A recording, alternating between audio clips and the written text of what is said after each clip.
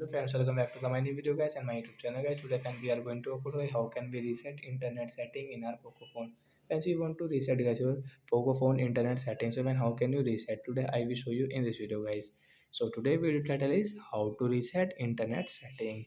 So before starting video fan, first of all go and subscribe the channel guys. Click the bell icon and like my video. So friends, now let's see how can we reset internet setting. First of all, open your phone setting guys. After on phone setting guys, scroll. Friends, you can see your connection and sharing option. Poco phone setting guys, tap here guys, again scroll guys, you can see your reset setting guys.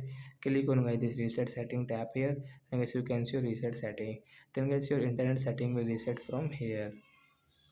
So guys your setting will reset after 7 and 8 seconds guys. Wait here, don't come back, don't click anything here on in your phone. Friends, you can see your network setting has been reset. Nice, now you can come back. So friends, your internet setting has been reset, and guys you can use guys internet setting without any problem. So that's it guys, thanks for watching the video. Bye guys.